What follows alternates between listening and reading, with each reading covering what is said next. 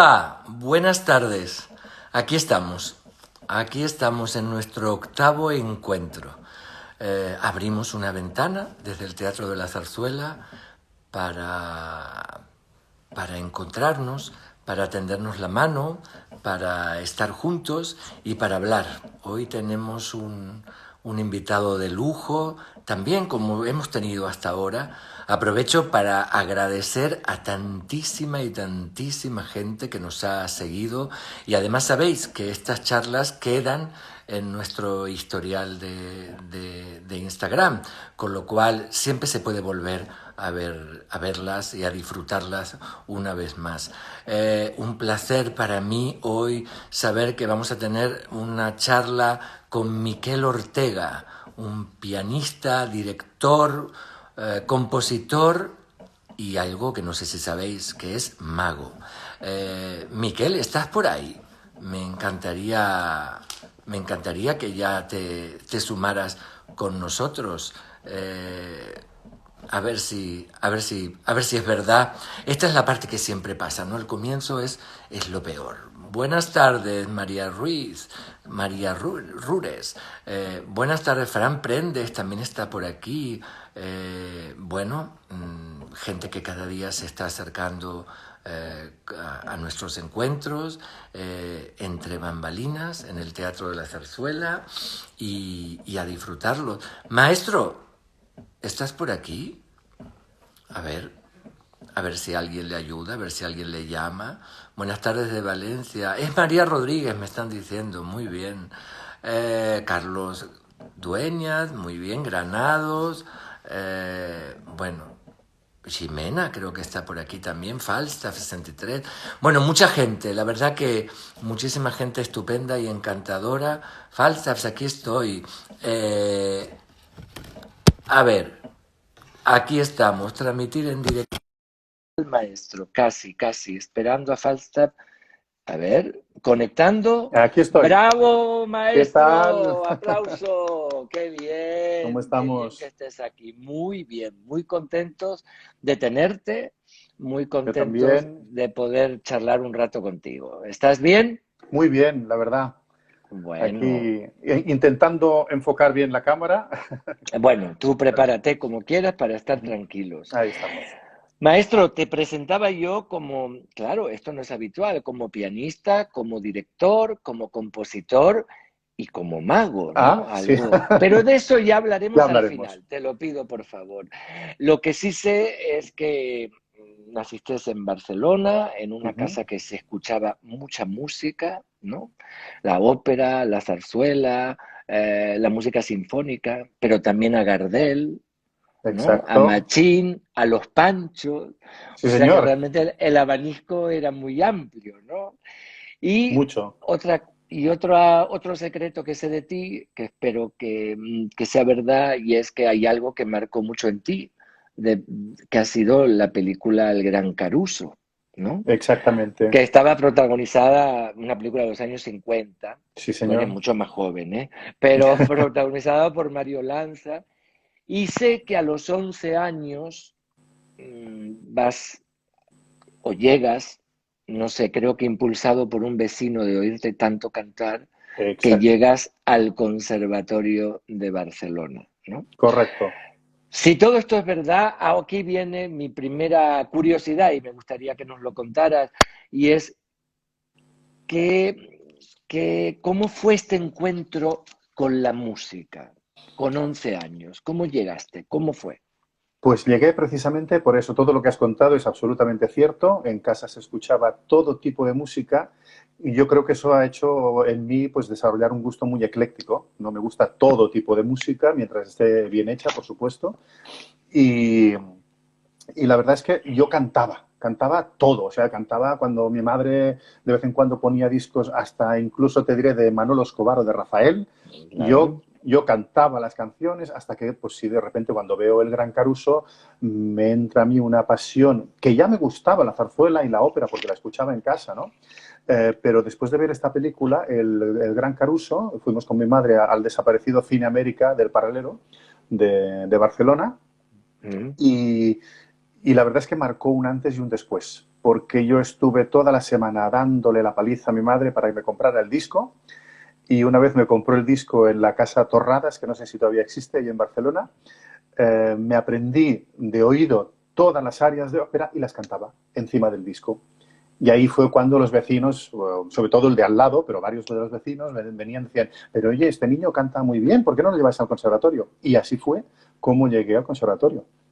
¿Y cómo fue digamos, tu encuentro con el conservatorio? ¿Cómo fue tu etapa en el conservatorio, ¿no? Pues la verdad es que para mí era. Siendo tan niño, además, porque Sí, eras muy jovencito. sí, la verdad es que, bueno, para mí fue una ilusión tremenda. Yo estaba deseando que llegaran las clases del conservatorio, salía del colegio, a veces tenía que pedir permiso para salir un poco antes, casi siempre me llevaba mi padre al conservatorio en aquella época y recuerdo que hice el preparatorio, había primero preparatorio de solfeo, pero duré 2 semanas solo, porque la profesora dijo, este niño ya está preparado, que pase a primero. La verdad es que tenía tanto entusiasmo que es cierto que los primeros años fui quemando etapas muy pronto. Qué bien. Y dime una cosa, maestro, a los 17 años ya eras maestro repetidor del Gran Teatro del Liceu, ¿no? Cuéntanos un Exactamente. poco esa etapa, porque también para que la gente sepa lo que es un maestro repetidor Mm. y además por el momento histórico que te tocó vivir, has preparado las óperas con los grandes artistas del momento, los que todo el mundo tiene su CD, ¿no? Exactamente. Cuéntanos un poco. Sí, bueno, la verdad es que fue algo realmente muy emotivo. Bueno, hay una persona, quizás la primera persona a la que yo considero mi mentor fue el gran barítono Vicente Sardinero, Mm. prematuramente desaparecido, como todos sabéis. Él me conoció justamente, no justamente, perdón, no justamente ese año, él me conoció unos años antes porque una de las vecinas, que era la hermana del dueño del bar que teníamos debajo de casa, veraneaba en el mismo sitio que él. Y ella ya le había hablado de mí cuando yo tenía unos 13 años y incluso recibí alguna foto dedicada de Sardinero mediante esta vecina, ¿no?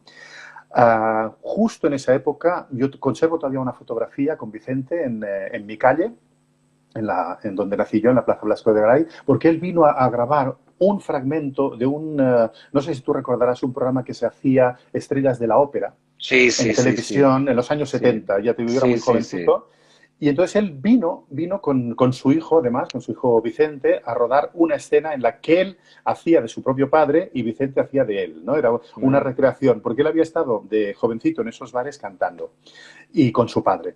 Entonces, ahí, claro, el dueño del bar, que era íntimo amigo nuestro, nos invitó a la grabación. Y ahí fue cuando le pude conocer personalmente y ya ese día me llevó a su casa y me estuvo dando consejos sobre el canto, me dijo que me habían hecho empezar a cantar muy pronto, que tenía que vigilar, cambiar de método, etcétera, etcétera. Y un poco más tarde, ahí sí, volvemos a coincidir cuando yo tenía ya 17 años y estaba cantando yo en el coro de la primera ópera que se hizo en el Festival del Grec en 1980. Mm. Il Trovatore, dirigido escénicamente por Mario Gas y por Juanjo Puigcorbé, que ahí fue cuando Uy, hice yo, mira, sí, yo hice amistad con ellos en aquella época. De hecho, les empecé a mostrar ya algunas de mis obras primeras que ya escribía en aquel momento. Y bueno, ahí estaba Vicente Sardinero cantando El Conte de Luna. Y Vicente me dijo, oye, tú, como sé que tú tocas el piano y tal, ¿por qué no te vienes a casa que estoy preparando Eugène Onegin de Tchaikovsky en francés? No sé en qué teatro la cantaba en francés. Entonces yo me fui varios días a su casa a ayudarle para preparar la obra. Y de repente, uno de esos días, él para de cantar y me dice, Miguel, tocas muy bien el piano, ¿quieres trabajar en el liceo? Y yo contesté inmediatamente, bueno, sí.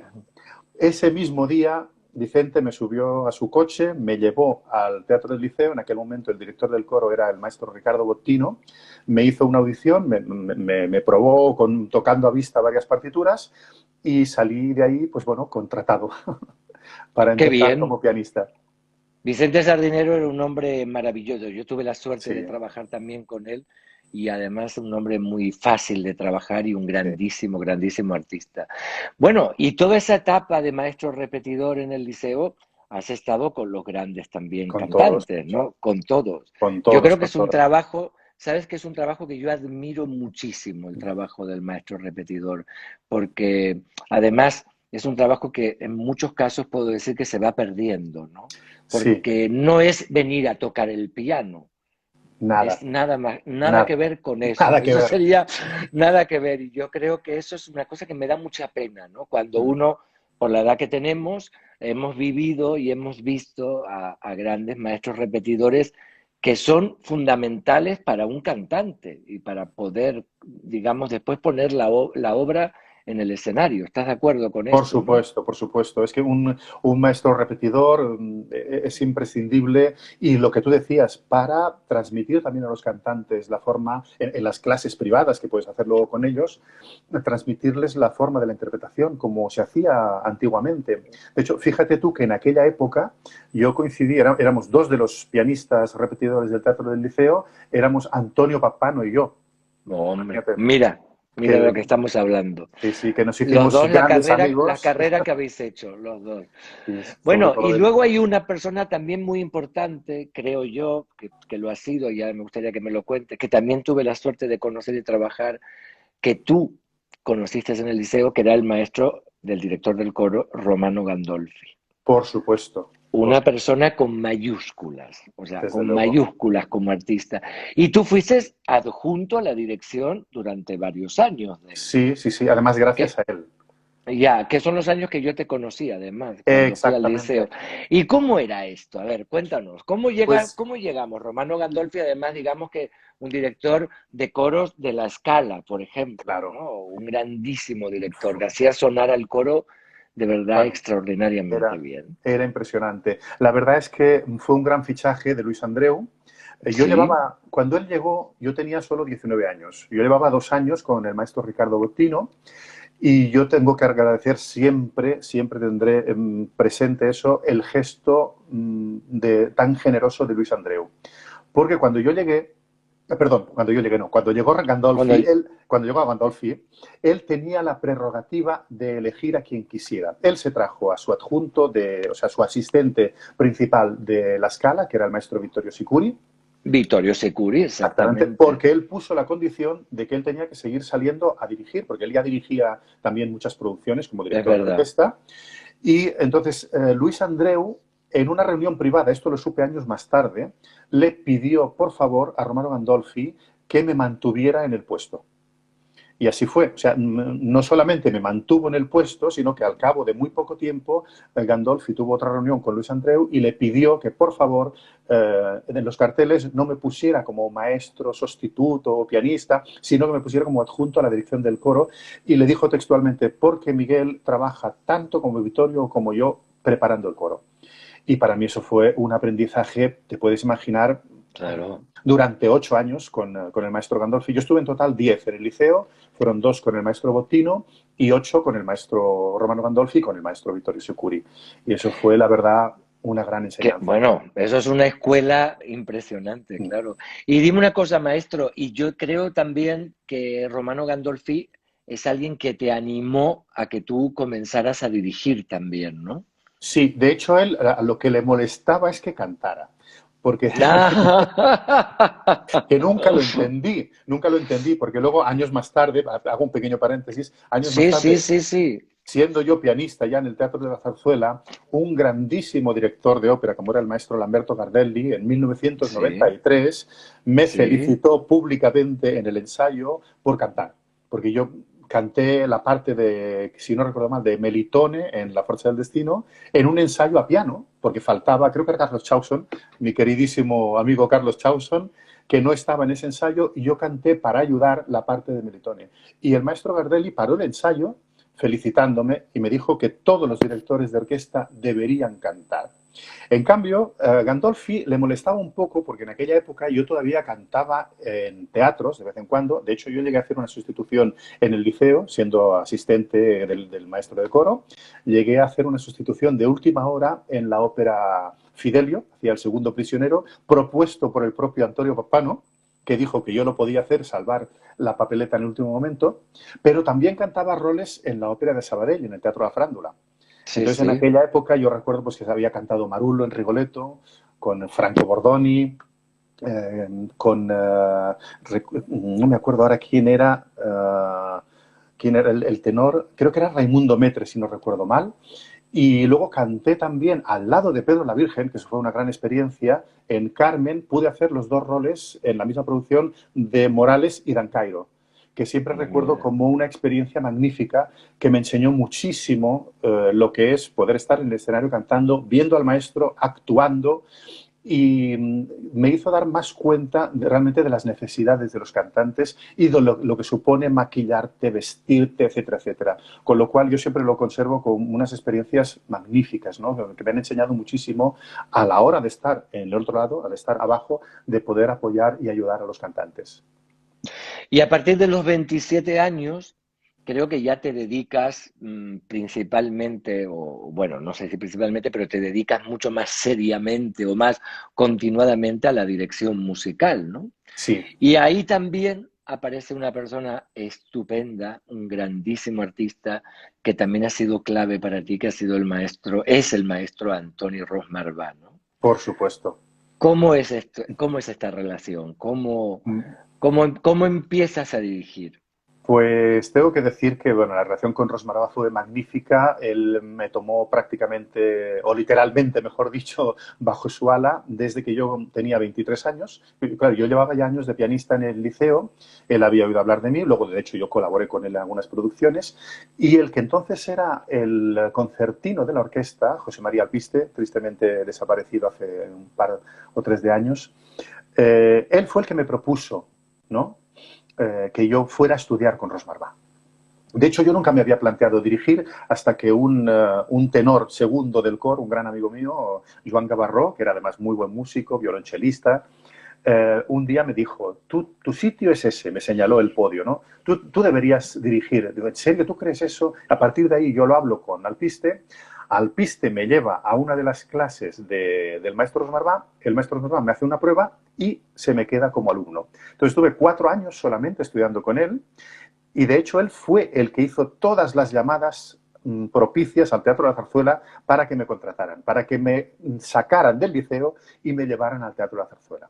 Y eso fue en el 90, o sea, yo recién cumplido, no, perdón, me faltaba un mes para cumplir los 27 cuando yo llego al Teatro de la Zarzuela.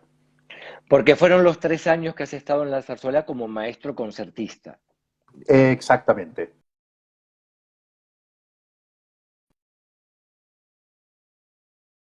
Prácticamente 4 temporadas. Sí, 4 temporadas. fueron Y a mí me gustaría, 4 temporadas. Claro, empezando en el 90, terminando sí, en el 93.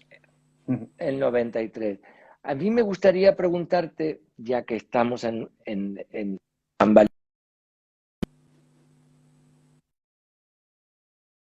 alguien está llamando por teléfono, que es que, Ah, claro, sí, por eso es... bueno, eso esto es ocurre a lo que veces. pasa. Que quería decirte,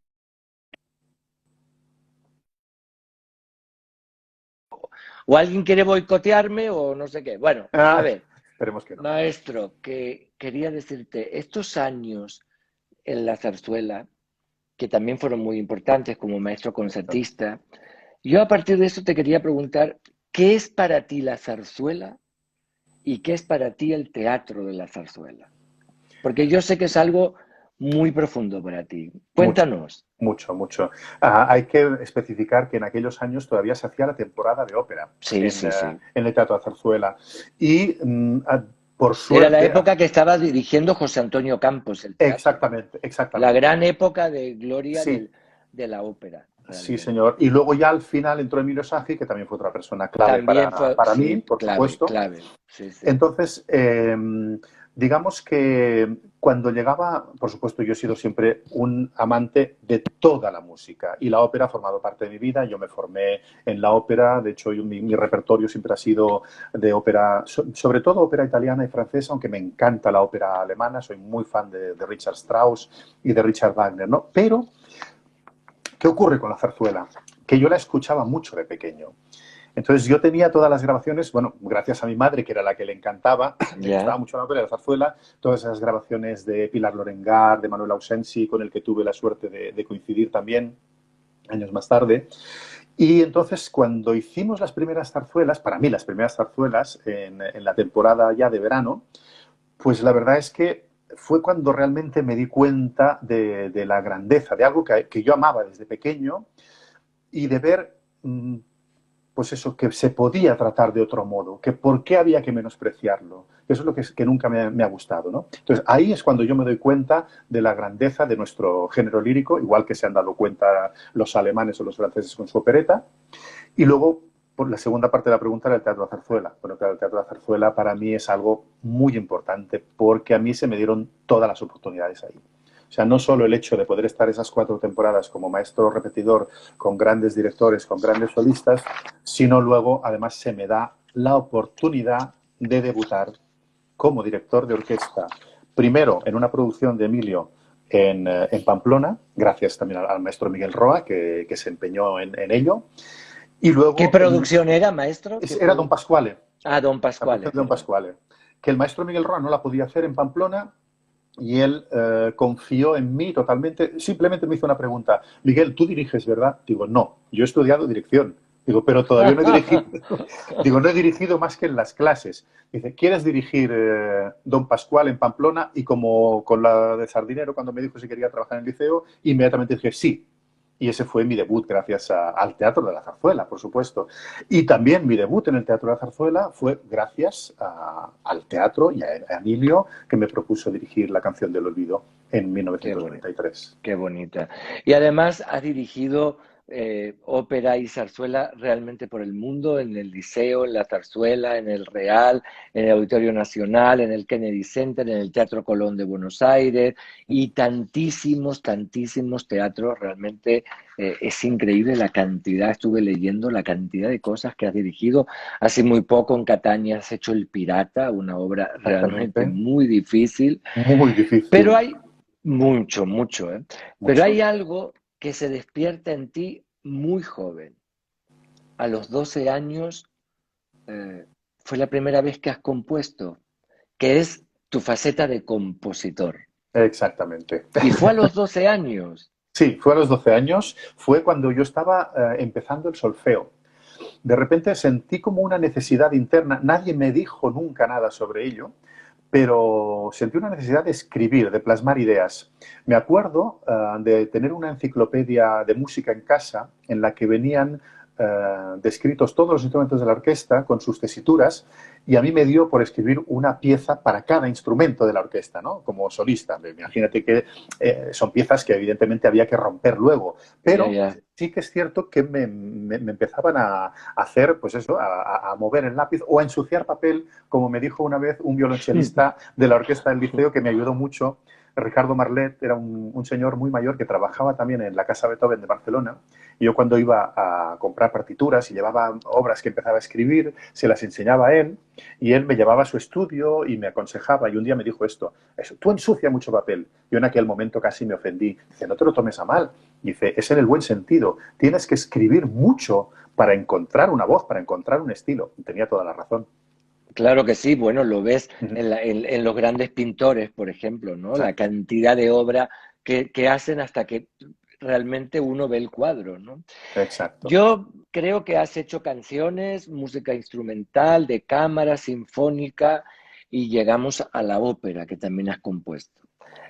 Ahora sí voy a hacer una pequeña introducción porque sabes que siempre te estaré profundamente agradecido de que hayamos estrenado en el Teatro de la Zarzuela Bernarda Alba, que es verdad que ya se había estrenado fuera, pero que la hayamos podido hacer en esta producción, que además ganó el premio de Ópera 21 Exacto. y que es una obra de verdad, yo creo que redonda, redonda porque Lorca tiene una música en sus palabras y Exacto. tú has podido transmitirla. Yo te quiero preguntar, ¿cómo es el acto de componer? Pues te diré que para mí el acto de componer es lo que más me llena, es lo ¿Sí? que más me interesa de todas mis facetas. Considero que es la número uno. Yo quisiera ser, como decía, salvando las distancias, lo que decía el gran Leonard Bernstein, soy un compositor que dirige. Porque yo me siento compositor. Es cierto Ya. que al pasar los años yo me he centrado en no componer si no sé que se va a estrenar, porque tuve muchos disgustos de más joven. De hecho, por ejemplo, la lucha con Bernarda Alba, que duró 15 años la gestación y luego algunos años más hasta que se pudo estrenar, fue una decisión mía. Y yo me hice una promesa, digo, no voy a volver a componer si no es con encargo. Es una promesa que de vez en cuando incumplo, ahora, por ejemplo, en época de confinamiento. De eso te quería preguntar, ¿estás componiendo? Sí, Sí, ¿no? sí, mira, no Ya, sé si ya. se ve, perdón, no sé si se ve, pero aquí en mi piano, a ver, se ve, no se ven las flores, se ve el manuscrito, no, no se ve el manuscrito. Ah, sí, sí, se ve, se ve, Ahí, se ese ve. manuscrito, y en el Ah, piano preside, por supuesto, una biografía de Lorca, y más allá no se ve, es que no sé, no puedo enfocarlo bien. bueno, no Y importa. las obras completas de Lorca están en el otro lado del piano, o sea que eso, Lorca preside un poco todo. Eso nos une mucho a ti y a mí, Sí, de sí, lo verdad, sé, te lo sé, lo juro, sé. lo sé, sí. Y a Luis también, que lo hemos hablado con Luis También, Pascual, Luis, que lo por hemos hablado. supuesto. Entonces, el acto de componer es algo que realmente me llena mucho. Yo soy de los que siempre he creído que la inspiración no existe, vamos a ver, o existe en un modo limitado, o como decía, no recuerdo quién, era una frase genial, que la inspiración me pilla trabajando. Yo creo que hay que Eso lo dijo Picasso, exacto, claro, Picasso. Gracias, exactamente, gracias. Pues sí. no me acordaba yo ahora. La verdad es que te tiene que pillar trabajando. De hecho, yo me pongo a trabajar, ¿no?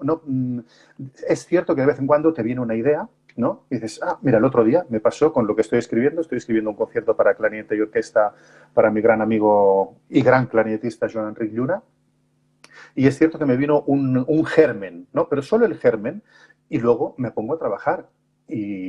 Y mientras trabajas tiene que salir algo. Da igual que salgas del despacho, o llámalo como quieras, ¿no? Con 1 minuto de música que con 10 minutos. Con 10 minutos es muy difícil. Tendrías que pasar muchas horas. Pero yo me conformo de verdad con sacar 1 minuto o 2 de música al día, que ya es mucho, son muchas horas de trabajo.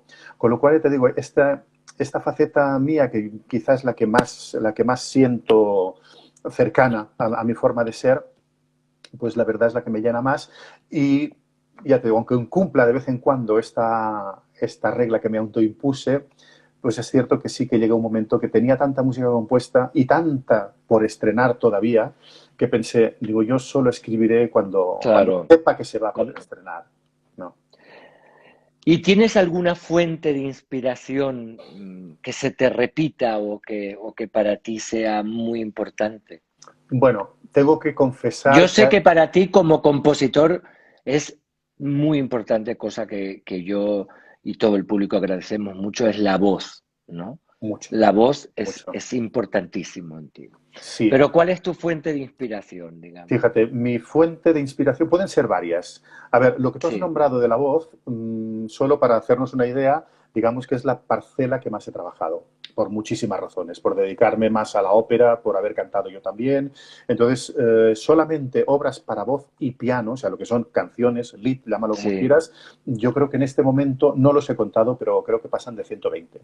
Son muchos. La gente conoce 7, 10, 15 de mis canciones, pero mi Bueno, pero producción, te ha cantado Ainhoa Arteta, por ha cantado supuesto, Carlos Álvarez, claro. ha cantado Y, tantísima gente. Bueno, y tengo hasta Montserrat Caballé, cantó obras mías. Montserrat Caballé también, sí, sí. Yo tengo que agradecer públicamente a estos grandes artistas que ellos pusieron mi nombre como compositor en el mercado. Porque si no hubiera sido por Carlos Álvarez, por Ainhoa Arteta, por Nancy Fabiola Herrera, por supuesto por Nancy. Montserrat Caballé, por tantos otros cantantes que no quiero olvidarme de Sí, ninguno, sí, Dalmau González, muchos cantantes que han hecho obras mías. Y gracias a que ellos tienen un nivel mediático, a mí se me empezó a conocer como compositor, no antes de que ellos cantaran claro. las obras. Entonces, volviendo a mis fuentes de inspiración, Eso, pues, cuéntame, que me bueno, interesa. literarias hay muchas, pero siempre por encima Lorca. De Lorca yo he compuesto 16 canciones, más la ópera, La Casa de Bernarda Alba. Tengo muchas ganas de hacer otro drama de Lorca en ópera, pero no quiero decirlo aquí No, todavía. no lo Hasta. digas. Pero llevo Luego tiempo me llamas por pensando. teléfono y me lo cuentas, pero ahora Perfecto, no. claro que sí. Y luego hay otros poetas, como son Machado, es otro de mis preferidos. Y luego de los catalanes, Josep Carné. De Josep Carné he compuesto como 40 poemas y además uno de sus ciclos, Bestiario, se convirtió en ballet que fue gracias a Nuria, nuestra querida Nuria Castejón, Es que verdad, sí, sí, que lo propuso en el Teatro Real y ahí se pudo estrenar. es verdad. Y luego otro gran poeta catalán, que es otra de mis fuentes de inspiración, es Joan Salvat Papasseit, al que Ah, Serrat le dedicó un disco magnífico, magnífico. que es una pena que se conozca menos porque está en catalán, pero es una música divina la que le sale a Serrat en aquel disco con los poemas de Salvat Papasseit. Esto hablando, digamos, de mis inspiraciones literarias, ¿no? Literarias. Literarias. Luego, inspiraciones de gente, o sea, de compositores que a mí me hayan influenciado, y lo digo sin ningún ánimo de decir, de temer que me digan que los plagio ni nada, porque yo lo he dicho públicamente. Luego ha habido cosas que lo han aprobado. A mí me ha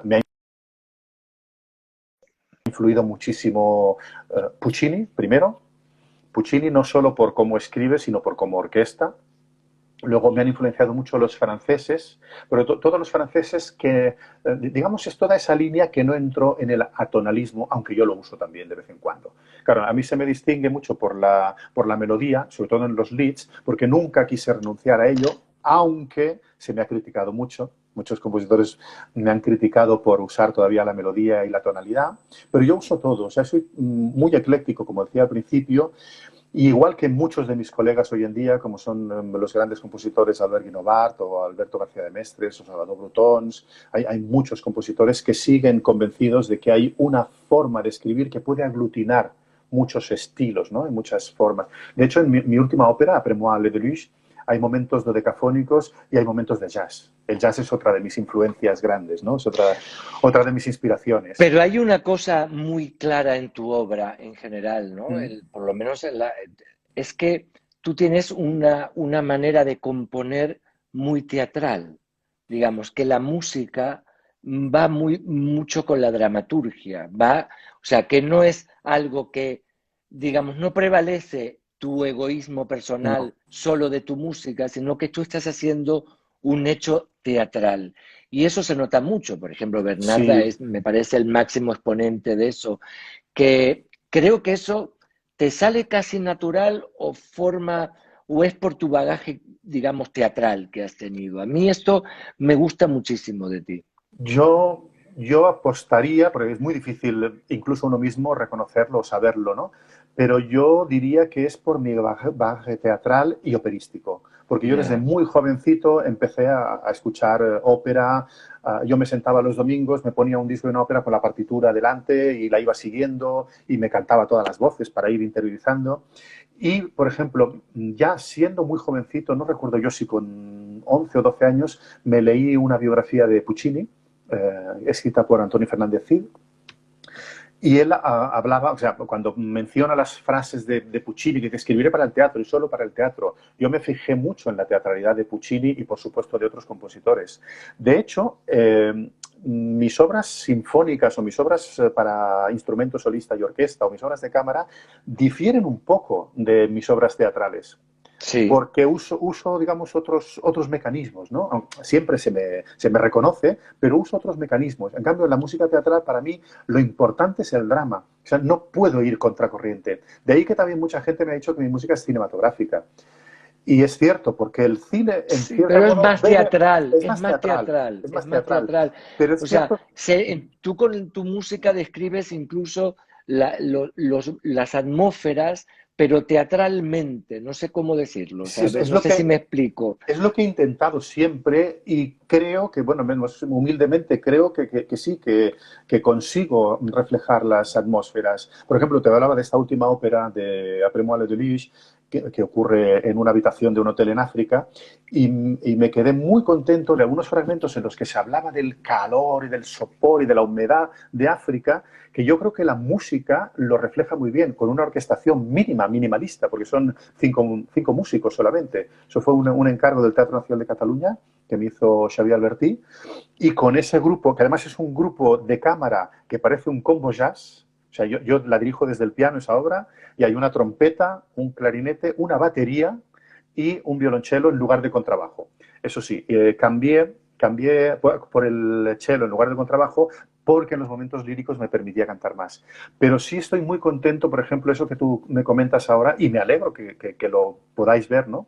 Sí, sí. De que refleja esa atmósfera, ¿no?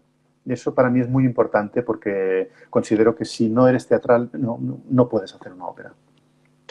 Y dime una cosa, ¿y cómo es el sentimiento cuando uno eh, ve cómo las notas que tú has escrito salen de un foso de orquesta? O sea, ¿cómo es eso como compositor estar, o no ya sé que también has dirigido, pero digo, como compositor estar en el patio de butacas y ver cómo tu música que has escrito, Mm. eso que tú dices en tu estudio, sale de un foso, ¿no? De unos instrumentos. ¿Cómo, qué se siente? Bueno, la verdad es que es una sensación inenarrable, o sea, no se puede explicar. Es algo que va más allá. Yo me acuerdo de jovencito que pensaba siempre, ¿no? Cuando escribía una de mis primeras óperas, El ahijado de la muerte, que aún está inédita, pues la Mm. escribí, imagínate, la empecé con 17 años y soñaba en eso, en estar sentado yo en aquel momento, claro, trabajaba en el liceo, estar sentado en el patio de butacas del liceo y escuchar mi ópera. Pero claro, cuando, por ejemplo, en los ensayos que estaba Rubén Fernández Aguirre al mando de la orquesta y yo estaba Sí, sí. escuchando mi obra, o cuando se estrenó mi ópera El guardián de los cuentos, dirigida por Álvaro Albiac, que yo estaba también en la platea, o mi obra sinfónica, la suite de danzas iberoamericanas que estrenó el maestro Lorenzo Ramos, que son las pocas oportunidades en las que yo desde fuera he podido escuchar mi música, pues realmente la sensación es tremenda. No es lo mismo cuando yo la estoy dirigiendo, porque claro, ahí No, hay una claro. doble vertiente. Estoy feliz también de que salga la música, pero no es lo mismo como en estas 3 ocasiones que yo recuerdo perfectamente, ¿no? Los ensayos de Bernarda con Rubén, El guardián de los cuentos dirigido por Álvaro y la suite de danzas iberoamericanas dirigidas por Lorenzo, que estando en la platea, ¿no? Pues la sensación es realmente inmensa. O sea, aquello que llegas a no dar crédito de que eso se esté materializando. Y dime, y si tuvieras que elegir entre dirigir y componer, que no sé si te has hecho esta pregunta, pero como si fuera una carta de los Reyes Magos, digamos, elegirías componer, ¿no? Por supuesto. Si pudiera, yo siempre lo he dicho, si pudiera vivir solo de la composición, creo que elegiría mucho más los periodos de dirigir. No creo que dejara del todo de dirigir porque me gusta, pero si tuviera que elegir una cosa u otra, para mí sería la composición. Qué bien. Y hablando de zarzuela y de nuestro teatro, ¿qué zarzuela te gustaría dirigir? Uf, hay muchas, pero concretamente yo tenía mucho interés por las obras de Vives. Me hubiera encantado poder dirigir La Villana, por ejemplo, que además está basada en teatro clásico, que también soy muy fan del teatro clásico del siglo de oro español. Pero y hay otra que se ha hecho muy poco y que me encantaría, que sería La Dogaresa. Me parece Ah, una obra realmente muy conseguida, muy operística en ciertos momentos, ¿no? Y que no se hace demasiado. Y me parece que es una gran obra. Hay muchas, la verdad, hay muchas zarzuelas que me encantaría dirigir. Sorozábal me entusiasma. eso te iba a hablar de compositores, Sí. ¿con cuál te sientes más identificado? ¿O tú crees que mejor Ujú. lo entiendes, eh? Pues, ¿en zarzuela quieres decir? ¿O en general? Sí, en zarzuela, en zarzuela. En zarzuela, a ver, yo me siento muy identificado con Vives y con Sorozábal por su forma de escribir, digamos, muy avanzada, ¿no? Siempre manteniéndose en lo que es la vertiente popular, porque la zarzuela tenía que llegar a mucho público, cosa que eso también me gusta. Tú, como sabes, yo soy muy amante del cine Sí. y he defendido siempre directores como Hitchcock o Billy Wilder, porque en su cine son muy profundos, pero a la vez llegan al gran público. Y eso es muy importante. Entonces, en los compositores pasa algo parecido. Tanto Sorozábal como Vives son dos compositores que también están en conexión, digamos, estética con Puccini, que también entendía muy bien eso. Entonces yo con estos compositores me siento muy a gusto. Pero eso no quiere decir que el siglo XIX, por ejemplo, Barbieri y Chapí sean dos compositores con los que yo me siento comodísimo y a los que admiro, pero vamos, como a los más grandes de otros países. Qué bien. Y ahora llega otra faceta tuya, porque realmente, nunca mejor dicho, que se te puede definir como un mago.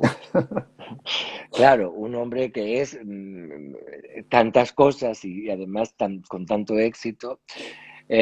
Pensando en la magia, que es un efecto que se percibe como maravilloso, pero la causa es inexplicable, porque uno no sabe cómo lo has hecho, ¿no? Ujú. Pero uno siempre queda asombrado, ¿no?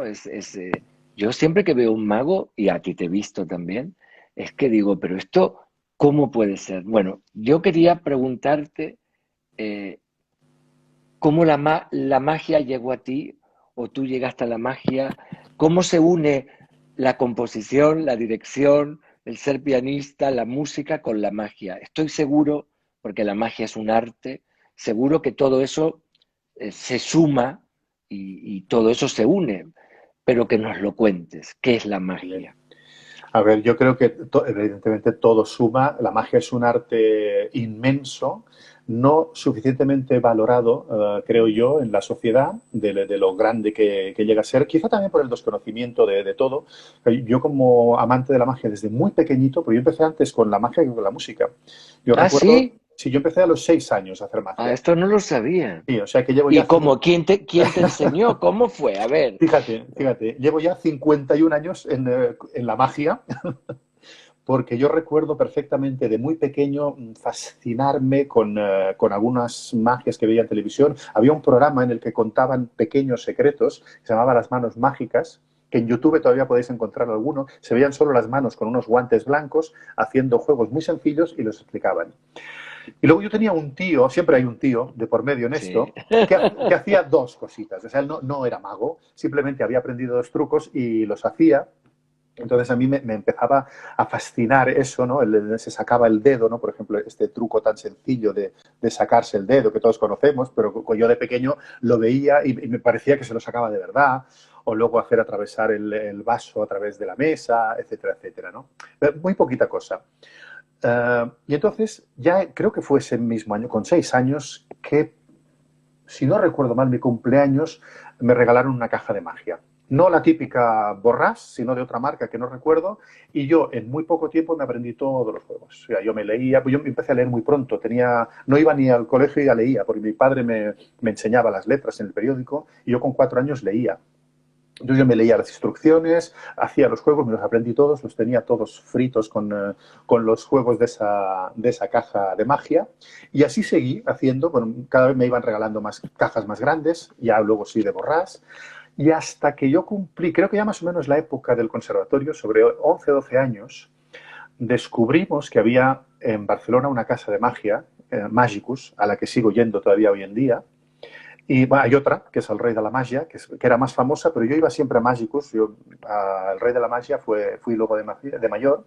Y todos los sábados por la mañana mi madre me llevaba a la primigenia tienda de Magicus que estaba en la Rambla, muy cerquita del liceo. Y ahí la dueña, que era un matrimonio que se llamaban Magicus y los actuaban, de hecho, años más tarde yo actué en una gala con ellos como mago, ella me aconsejaba ya sobre los libros y los juegos que tenía que leer. Y ahí empecé a estudiar magia con los libros del padre Wenceslao Ciuró, que era un cura que fue muy famoso en su época, además un divulgador, pero un divulgador además a un nivel muy serio, ¿no? de la magia para magos y también, por supuesto, para gente que empezaba.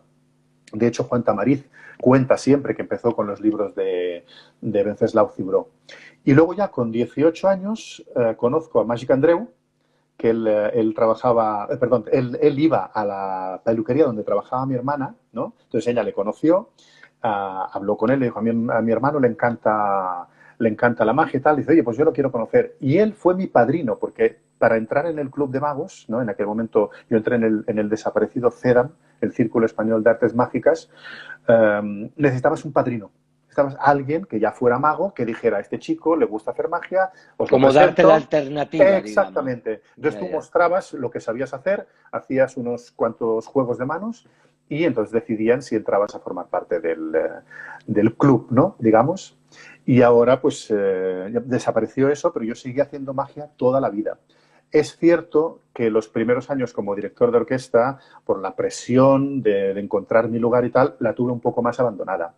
Pero ya hace bastantes años que ya he vuelto y además me lo tomo muy en serio, todos los días un rato, leyendo libros de los grandes magos, leyendo mucha teoría mágica, porque para que pase de ser un truco a ser magia, necesitas conocer bien la teoría, ¿no? La teoría mágica y sobre todo lo que decía Arturo de Ascanio, la atmósfera mágica. O sea, que deje de ser un truco para que sea magia de verdad. Entonces yo leo mucho sobre eso, me veo con muchos magos. Ahora que estoy en Madrid, además, aprovecho con grandes magos. Woody Aragón, por ejemplo, que es el dueño del Teatro Encantado aquí en Madrid, Sí. que es un grandísimo cartomago con el que sigo estudiando y bueno, con Pero mucha gente. maestro, esto, la magia, además de todo esto, tiene que haber una práctica, ¿no? Por O supuesto, por sea, eso digo, constante para poder sí, sí, sí, manipular y que nosotros no nos demos cuenta, ¿no? exactamente, por eso Y todos los sobre todo un días, secreto muy bien guardado, porque tú no puedes exactamente, contar no, cómo se hace. Esto es lo que a mí más me atrae, ¿no? De la magia. Digo, claro, claro, eso de ¿y cómo lo haces? Y dices, sí, no sí, lo sí. puedes contar porque entonces se rompería la No, se magia. rompería la magia, la ilusión, ¿no? Entonces, nos lo contamos entre nosotros, es curioso porque entre los magos hay mucha Sí os generosidad, contáis, ¿no? sí, Sí, sí, sí, nos reunimos y hacemos brainstorming y hablamos de juegos y aconsejamos libros y practicamos, pero claro, luego no lo contamos, pero más que nada por vosotros, o sea, por el que no conoce el secreto, porque al final le rompes la ilusión. Nosotros ya lo vemos claro. desde otro prisma y aunque conozcas el secreto es al revés, incluso te puede llegar a gustar más porque ya valoras la parte artística, ¿no? La parte del gimmick, del secreto, de cómo funciona, ¿no? Es como pues en las películas, los trucos que se hacen, que muchas veces es mejor no saber, ya sabemos muchos trucos de cámara, cómo funcionan, pero muchas veces es mejor no saberlo para poder disfrutar de la ilusión. Entonces, en nuestro caso es lo mismo, ¿no? No contarlo al profano, llamamos profano el que no sabe de magia, y en cambio sí ser muy comunicativos entre nosotros. A esto te voy a contar, por ejemplo, que estoy muy, muy orgulloso de que el campeón del mundo de magia con monedas, Marcelo Insúa, me ha pedido que cuente dos de mis juegos en su próximo libro. ¡Qué Y eso, y maravilla! la verdad esto me hace muchísima ilusión porque significa que, bueno, que también estoy reconocido por la comunidad mágica, ¿no? Como mago, me tienen en cuenta. Qué bien, maestro. Ya tenemos que ir terminando. Sí, Sabes que siempre terminamos porque a las 8 tenemos el recreo que podemos salir. exacto. Yo decirte que de verdad eres una caja de sorpresas, pero sobre todo como una chistera donde salen muchas ilusiones y mucho arte. Te admiro mucho, eres Gracias. un gran artista y sobre todo también me gustaría recalcar que eres un gran trabajador. Y esto me parece tan importante como la inspiración, que era un poco lo que habíamos hablado antes. Decirte que el Teatro de la Zarzuela te quiere mucho, Y a vosotros. que de verdad yo además sabes que llevo en mi corazón el haber hecho la Bernarda Lo sé. y que haya sido ese éxito, que yo espero que podamos repetir otra obra o en algún momento buscar a ver si tienes otro Lorca, ya veremos, pero quería terminar dándote a ti el tiempo para despedirte y sobre todo para que nos des un deseo en este tiempo que estamos viviendo, de que cada día nos queda menos, ¿no? Pero bueno, Exacto. la Pues palabra es nada. para ti, mago. Muchas gracias, Daniel. Bueno, ya sabes que yo también os quiero muchísimo. Para mí el Teatro Zarzuela forma parte de mi vida. Hoy estaba pensando, digo, no nos podemos abrazar y una de las cosas que más ilusión me hacía siempre al entrar en el Teatro de la Zarzuela, ya fuera para trabajar o para ir a ver alguna obra, era la cantidad de gente que me abrazaba y me besaba, yo a ellos, ¿no? O a vosotros. Y por supuesto que el hecho de haber tenido esta gran oportunidad de poder estrenar la versión para orquesta de cámara, que yo creo que es el guante que le viene bien sin desechar, por supuesto, la No, original, no, no, pero no. es un guante que le viene muy bien a la Casa Bernarda Alba. Por supuesto, nunca os lo podré agradecer suficiente, creo yo. Mis palabras para esta situación en la que vivimos, pues bueno, que espero que pase lo antes posible, que se domine la situación, que se controle, que nos podamos ver pronto, que podamos seguir trabajando. Le digo, yo he roto mi promesa de componer sin encargo, pero estoy muy feliz por ello, porque estoy casi seguro que las obras que estoy escribiendo, una vocal y otra instrumental, se podrán hacer pronto, pero espero, pues eso, subirme al podio lo antes posible, estar con vosotros y con el resto de teatros y orquestas y que todos podamos volver sanos, sobre todo eso, ¿no? Que no se expanda más el virus o que al menos se controle y se pueda combatir de forma segura y nos podamos volver a abrazar todos y a viajar tranquilos en el metro, en el bus, en el taxi y a comer en un restaurante, por ejemplo, ¿no? O ir Muchas al cine y gracias. al teatro. Muchas gracias, maestro. Yo sí Gracias a ti. yo quiero pedirte una cosa, que cuando hables con todos los magos, ¿por qué no habláis a ver si es posible que hagáis un acto de magia y cuanto antes podamos subir el telón del teatro? Ojalá, ojalá. Lo hablaremos. Te mando un Muchas gracias, yo fuertísimo también. abrazo, decirte gracias por este momento tan estupendo, que nuestras conversaciones quedan siempre en el Instagram del teatro y que siempre hay un deseo de volverte a verte. Muchas gracias, Dani. Adiós, Gracias maestro, a hasta todos. luego. Y gracias a Gracias, todos los que nos han seguido. Adiós, hasta gracias. luego. Hasta pronto.